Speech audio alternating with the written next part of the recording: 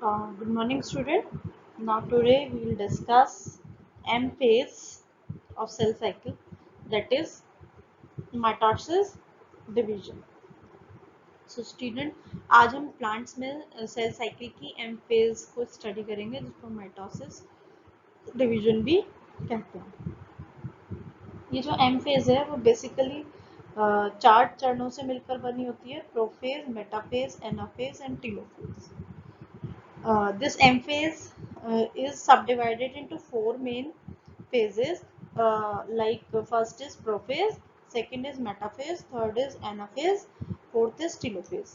All these phases we will discuss in detail in this lecture.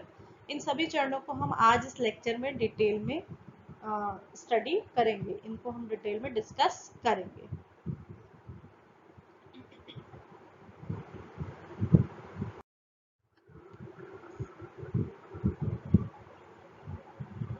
So, these are the basic steps of mitosis division जो कि plant में होते हैं.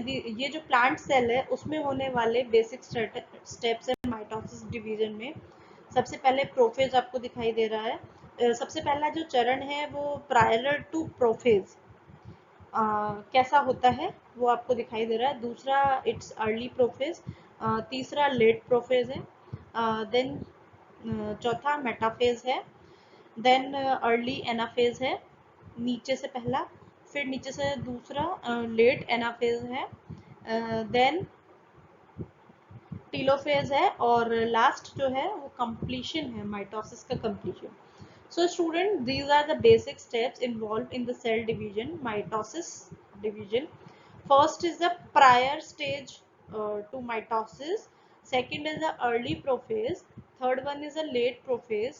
Fourth is the metaphase stage, and in last line, first one, and we can say fifth from the first, it is the early anaphase. Then in last line, second one is the late anaphase. Then third one is the completion or telophase. Then last is the whole completion of mitosis division. So we will discuss about each and every stage. First, I want to tell you what is mitosis. Mitosis is a controlled process, and it is an organized and way to separate the chromosome in correct manner. Right? First we discuss about prophase. सबसे पहले मैं mitosis के बारे में आपको बताती हूँ. Mitosis क्या है? माइटोसिस एक कंट्रोल प्रक्रिया है जो कि एक बहुत ही ऑर्गेनाइज वे में किस तरह क्रोमोसोम का सेपरेशन हो सकते हैं, क्रोमोसोम कैसे सेपरेट हो सकते हैं, उसकी एक प्रक्रिया है. अब सबसे पहले हम प्रोफेज की बात करते हैं. First we talk about prophase, right. So prophase we can discuss some point related to prophase. In prophase, the change that occur in a cell during prophase are like: first, the chromatin condenses into discrete chromosome by tightly coiling, as you can see in this second picture. This process makes the chromosome visible under a microscope. The nuclear envelope breaks down. The chromatin fiber become coiled into chromosome, with each chromosome having two chromatids joined at the centromere. The mitotic spindle composed of microtubules and protein form in the cytoplasm. So basically prophase में कुछ changes आते हैं during this prophase stage. Cell में जो changes आते हैं वो basically कुछ points हैं जो हम discuss कर सकते हैं. जैसे कि आप इसमें देख सकते हो फिगर 2 में. अर्ली प्रोफेज में क्या होता है? सबसे पहले तो जो न्यूक्लियर मेम्ब्रेन है वो डिसइंटीग्रेट हो जाती है. न्यूक्लियर मेम्ब्रेन जो है वो ब्रेक हो जाती है, न्यूक्लियर एनवेलप ब्रेक हो जाता है. उसके बाद जो क्रोमेटिड है उसका कंडेंसेशन होता है, ठीक है. और ये जो क्रोमोसोम्स, टाइटली कॉइल्ड क्रोमोसोम्स बनते हैं. आपको ये दिख रहे हैं क्रोमोसोम. ये जो क्रोमोसोम है ये विजिबल होते हैं सबसे पहले प्रोफेज में, है ना. माइक्रोस्कोप में हम इन्हें देख सकते हैं. ये क्रोमेटेड फाइबर कॉइल होके क्रोमोसोम का निर्माण करते हैं और ईच क्रोमोसोम में आप 2 क्रोमेटिड देख सकते हैं जो कि एक सेंट्रोमियर से जुड़ते हैं। इस प्रोफेज में ही हम देख सकते हैं जो माइटोटिक स्पिंडल्स हैं वो बनने शुरू होते हैं। आप देख सकते हैं साइड में एस्ट्रल जहाँ लिखा है, और ये बेसिकली माइक्रोट्यूब्यूल्स और प्रोटीन से बनते हैं साइटोप्लाज्म में, राइट। देन हम देखते हैं जो लेट प्रोफेज है उस पर ये स्पिंडल फाइबर्स प्रॉपरली हमें दिखाई देने लगते हैं। सेंट्रियोल्स हमें लेट प्रोफेज में हाँ हमें सेंट्रियोल एंड एस्टर्स दिखाई देते हैं ऑपोजिट पोल्स पे, राइट। और हमें सेंट्रोमियर्स विजिबल होते हैं। हम देख सकते हैं सेंट्रोमियर से क्रोमोसोम जुड़ जाते हैं लेट प्रोफेज में, और जो न्यूक्लियोलस और न्यूक्लियर मेम्ब्रेन है वो कंप्लीटली डिसअपियर हो जाती है। So in late prophase we can say the centrioles and estrels are at opposite pole. The nucleolus and nuclear membrane have almost completely disappeared.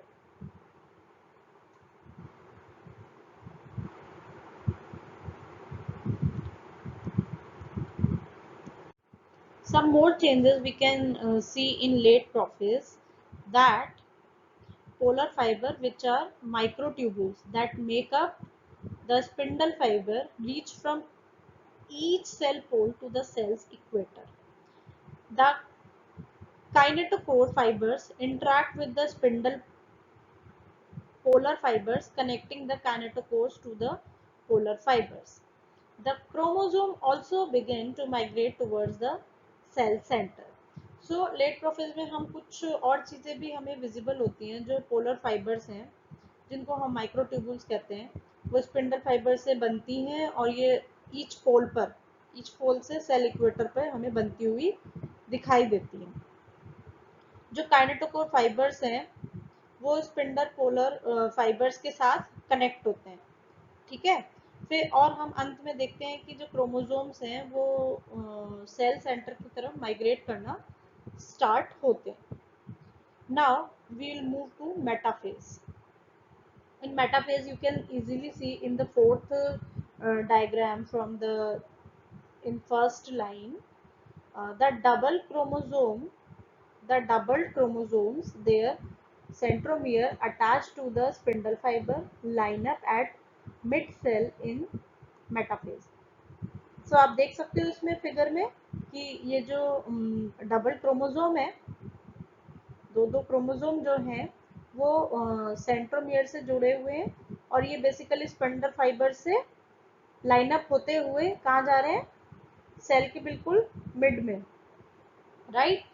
We can say some changes occurs during metaphase, like first the spindle fully develops, second the chromosome align at the metaphase plate, third the chromosome move randomly until they attach to the polar fibers from both sides of their centromere, fourth at the metaphase checkpoint cell make sure that all the replicated chromosome are attached to the mitotic spindle before counting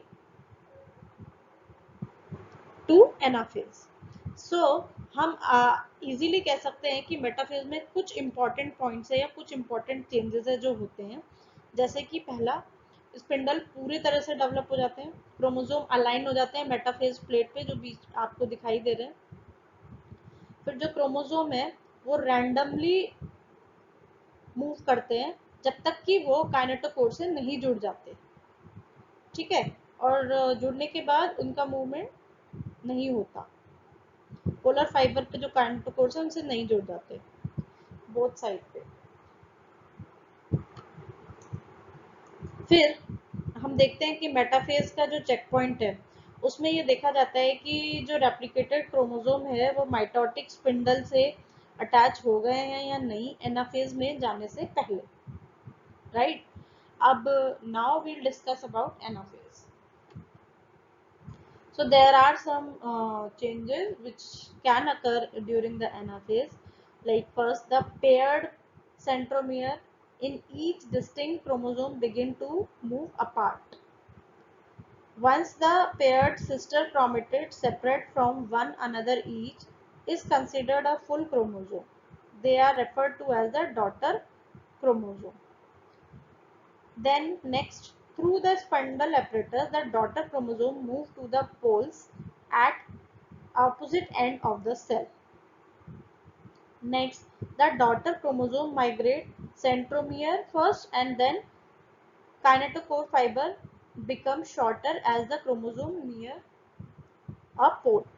So you can easily see some changes in this figure 1 and 2 of line 2.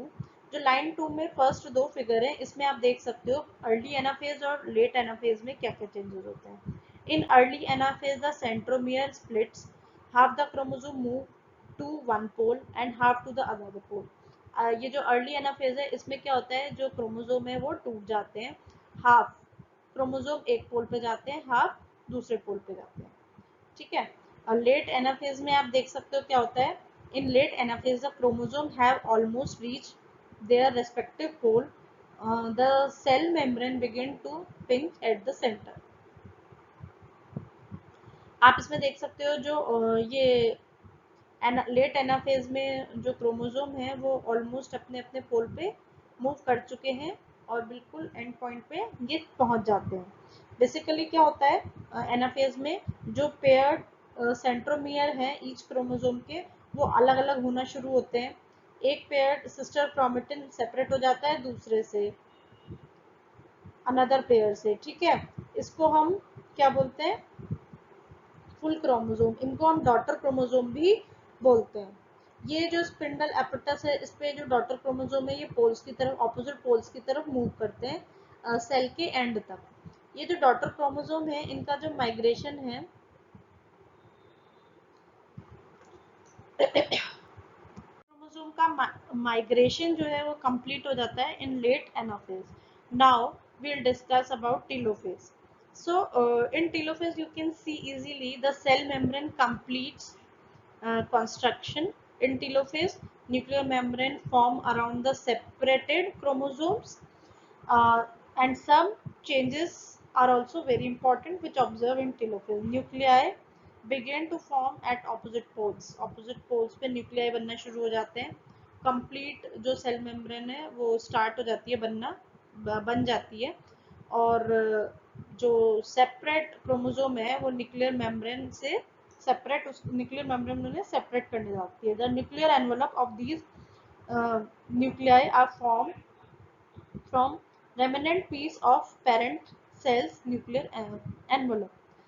Nuclei also reappear. Nuclei फिर से reappear होने लगती है, हमें दिखाई देने लगती है. Chromatin fibre of chromosomes uncoiled. जो क्रोमोसोम का क्रोमेटिन फाइबर है वो अगेन अनकॉइल्ड होने लगता है. ठीक है. मतलब उसमें जो वो कंडेंस होकर क्रोमोसोम बना था वो फिर से क्रोमेटिन फाइबर में बिखरने लगते हैं क्रोमोसोम धीरे धीरे धीरे धीरे. जो स्पेगेटी शेप, नूडल शेप, धीरे धीरे एंड में वो बन जाते हैं उसमें. After these changes telophase mitosis is largely complete and the genetic content of one cell have been divided equally into two. जब ये टीलोफेज कंप्लीट हो जाता है पूरा, तो हम इसको पूरा कंप्लीट माइटोसिस बोलते हैं. इसमें जो जेनेटिक कंटेंट है वो क्या क्या हो जाता है, इक्वली डिवाइड हो जाता है इनटू टू डॉटर सेल, जैसा कि आप इसमें देख सकते हो. Right. At the mitosis completion, there are two cells with the same structure and number of chromosomes as a parent cell. So I hope you all understood about all stages of M phase in plant cell especially. So विद्यार्थियों, आप सभी को जो ये M phase की सभी stages हैं, सभी चरण हैं, अच्छे से समझ आ गए होंगे. Now a little bit I'll tell you about the cytokinesis. So जो cytokinesis होता है plant cell में, वो बेसिकली क्या होता है ये हम अब डिस्कस करते हैं. After the plant cell separate the sister chromatids and builds new nuclear membrane to create two nuclei. It divides its cytoplasm into two parts by forming a new plasma membrane and cell wall down the middle of the cell. So cytoskeleton moves small vesicle containing cell wall material into a line in the middle of the cell. So cytokinin में basically जो plant में cytokinesis होता है, उसमें क्या होता है, हमने देखा ये जो लास्ट स्टेज है माइटोसिस जिसमें कंप्लीट हुआ है, इसमें जो सिस्टर क्रोमेटिड है वो क्या हो गए हैं, सेपरेट हो जाते हैं, दो नई सेल्स बनती हैं, न्यूक्लियर मेम्ब्रेन क्रिएट हो जाती है, टू न्यूक्लियाई बनते हैं। तो जो इसमें साइटोप्लाज्म होता है, साइटोप्लाज्म डिवाइड हो जाता है दो पार्ट में, है ना, न्यू प्लाज्मा मेम्ब्रेन बनती है, और उसी प्रकार से सेल वॉल जो है सेल की सेल वॉल बननी स्टार्ट हो जाती है। So that is how cytokinesis takes place in plants. So basically, as we discussed about mitosis, I again tell you that mitosis is a carefully controlled process that organizes and separates the chromosome correctly.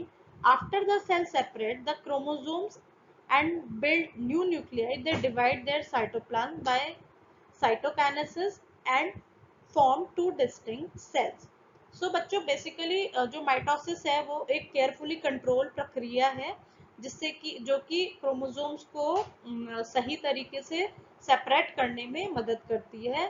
ये जो प्रक्रिया है इसके फलस्वरूप जब cell separate होती हैं और क्रोमोसोम्स दो डॉटर सेल में विभाजित होते हैं, नया न्यूक्लियाई बनता है, तो इनमें इनका जो साइटोप्लाज्म है वो भी विभाजित होता है, इसको हम साइटोकाइनेसिस बोलते हैं, और दो डॉटर सेल्स बनती है। So now we'll discuss the molecular basis of S phase and M phase. First we discuss key events of S phase. As you can see easily in diagram, the key events of S phase, the two major chromosomal events occur during S phase. DNA replication copies each chromosome completely and shortly after replication has occurred. Sister chromatid cohesion is established by passing ring-shaped cohesin molecule around the two copies of recently replicated DNA. Right?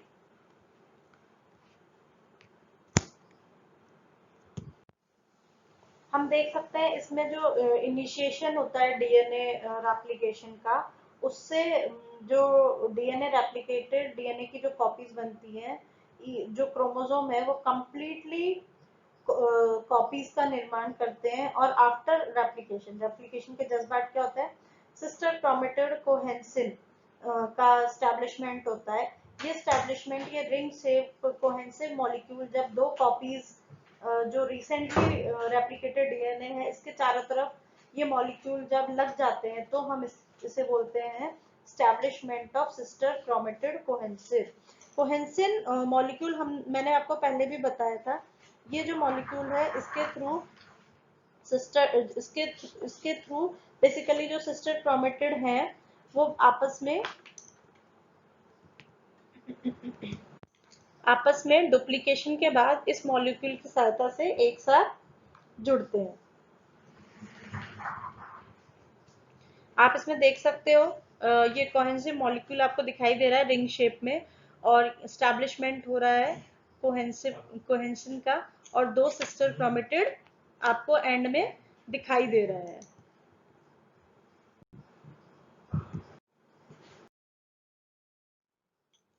Next, this is the M phase of cell cycle.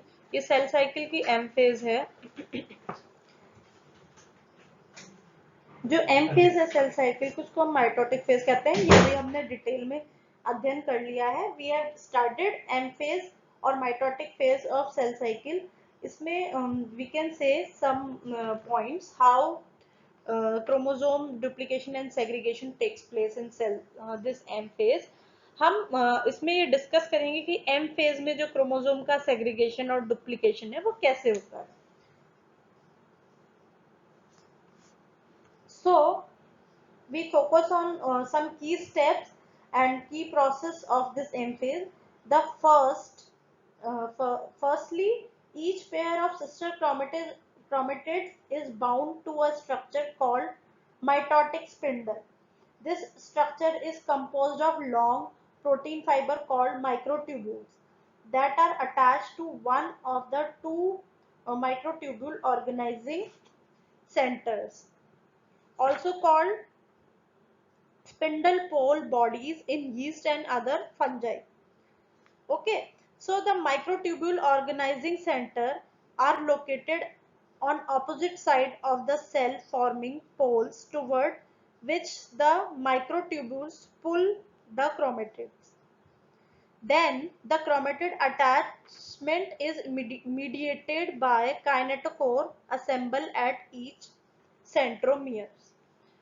So you can easily see all these events which I explained you. सबसे पहले हम जो mitotic division है उसके कुछ मुख्य process व चरण पढ़ेंगे जिससे हमें पता चलेगा कि जो क्रोमोसोम का डुप्लीकेशन और सेग्रीगेशन है वो कैसे होता है। तो सबसे पहले क्या होता है, जो प्रत्येक पेयर है सिस्टर क्रोमेटिड का वो एक संरचना से बाउंड होता है जिसको हम माइटोटिक स्पिंडल कहते हैं संरचना को। ये जो संरचना है ये मुख्य रूप से एक लॉन्ग प्रोटीन फाइबर जिसको माइक्रोट्यूबुल्स कहते हैं उसके साथ अटैच होती है।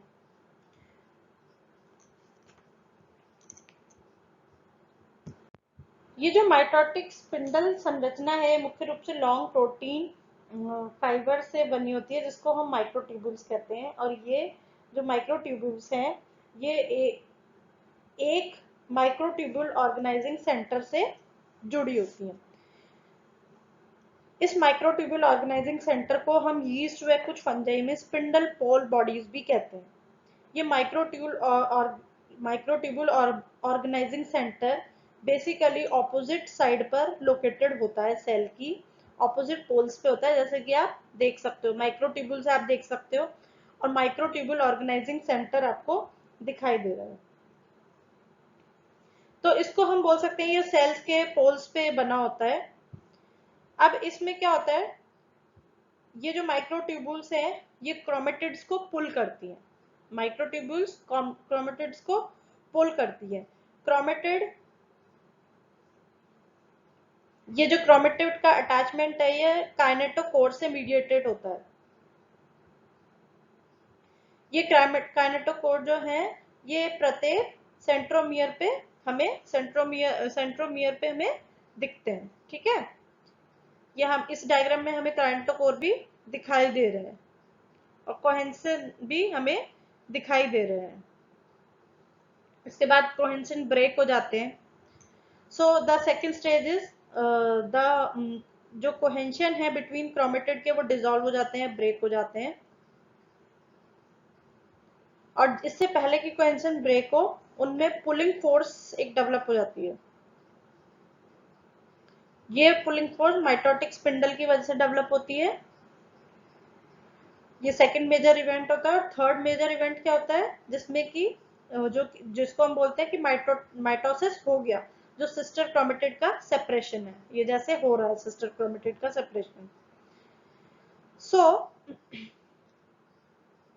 the second important event is the cohesion between the chromatid is dissolved.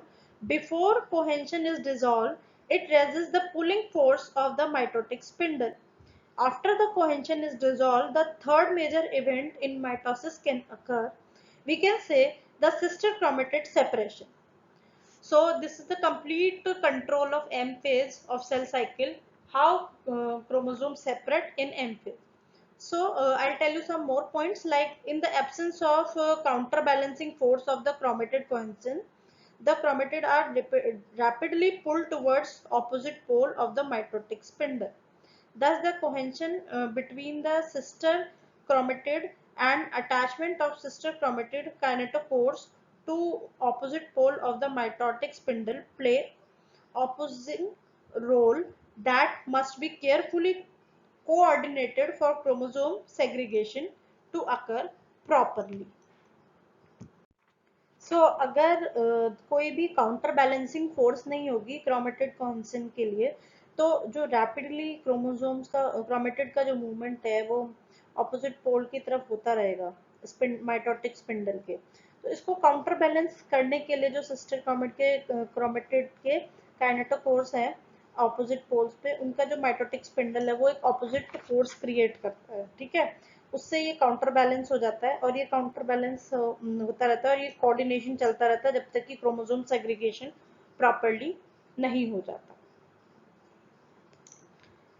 So this was all about the control of chromosomal duplication and segregation during S phase and M phase, and we studied different M phases in this lecture.